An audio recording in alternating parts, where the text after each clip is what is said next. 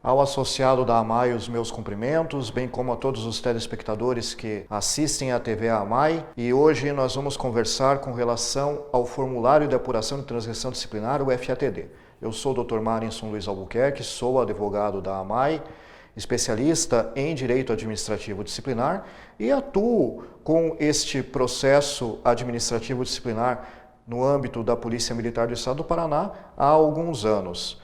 Então, portanto, a gente tem algumas dicas com relação a instrumentos de defesa e nós gostaríamos de passar aos senhores nesta oportunidade aqui na TV AMAI. Primeiramente, o FATD ele é regido pela portaria número 339 do Comandante-Geral da Polícia Militar. Esta portaria é do ano de 2006 e tem como aplicação subsidiária o Código Penal Militar e o Código de Processo Penal Militar. A partir do momento que existe um fato e existe uma suposta autoria, a autoridade competente, seja o comandante de uma unidade, de companhia, de um destacamento, de uma diretoria, enfim, tem a competência para instaurar este processo disciplinar. Mas, a partir do momento da instauração, o acusado, ou seja, o militar apontado como autor do fato, tem uma série de direitos enquanto é acusado num processo administrativo. Direitos estes advinham da própria Constituição Federal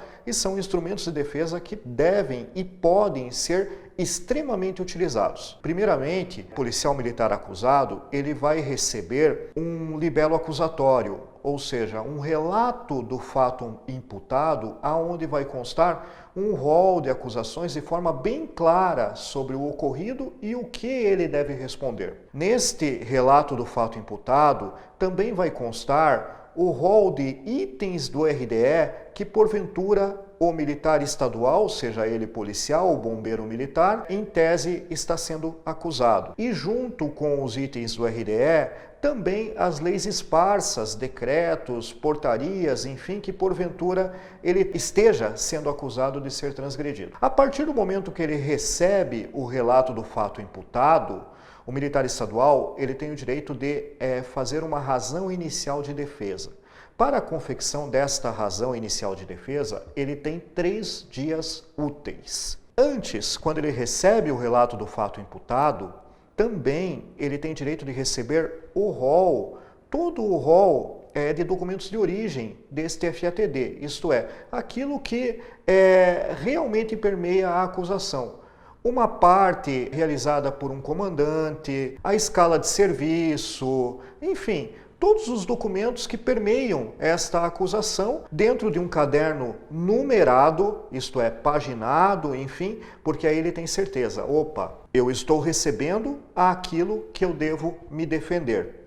Então, portanto, você não deve receber folhas esparsas, simplesmente, mas sim um caderno processual com a numeração de folhas do seu lado direito e totalmente descrito, porque aí você tem certeza que é um processo e que nada mais será anexado dentro dele. A partir daí, com o prazo de 3 dias úteis de defesa, você vai realizar os pedidos preliminares, isto é, vai elencar as testemunhas de defesa, as testemunhas que serão importantes para a elaboração de sua defesa, que vão ajudar o militar estadual a provar que não realizou aquela transgressão disciplinar que está sendo acusado. Então, o rol de testemunhas, vai pedir para anexar documentos necessários também para a sua defesa, vai anexar aqueles que, porventura, o militar tem em mãos, vai solicitar diligências também por conta do encarregado para buscar também documentos, assim obter a verdade real dos fatos. Recebido pelo encarregado esta razão inicial de defesa, o processo ele começa a correr em si, isto é, as testemunhas começam a ser interrogadas, ouvidas no curso do processo. Primeiramente, testemunhas de acusação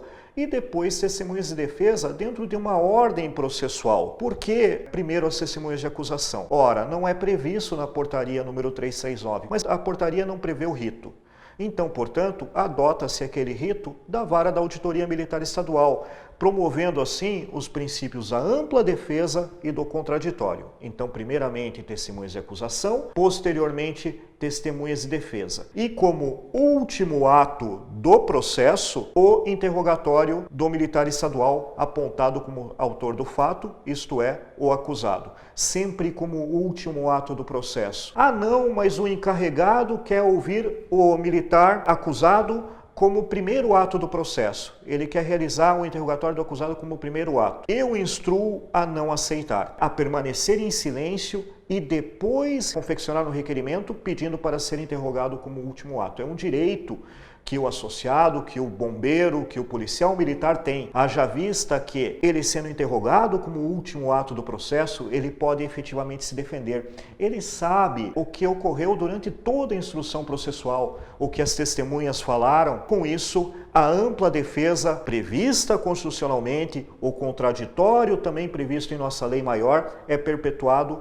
no FATD. Após a realização do interrogatório do acusado, o encarregado ele vai entregar mais uma vez o caderno processual, o FATD, contendo todas as oitivas de testemunhas, a oitiva do ofendido, a oitiva do acusado, para que ocorra a defesa, a razão final de defesa. E mais uma vez, o militar apontado como autor do fato tem 3 dias úteis para confeccionar a sua razão final de defesa. Aí, neste momento, com base em tudo aquilo que foi construído no processo, ele vai alegar em sua defesa tudo aquilo que ele tem de direito, para que o encarregado do FATD confeccione um relatório e entregue para a autoridade competente, que vai elaborar uma decisão. E nesta decisão ele vai ou arquivar o FATD, vai entender que houve uma transgressão disciplinar, punindo assim o militar apontado como autor do fato, ou se não, vai absolver o militar estadual. Então são estas as opções que a autoridade competente, aquela que instaurou o FATD e vai decidir,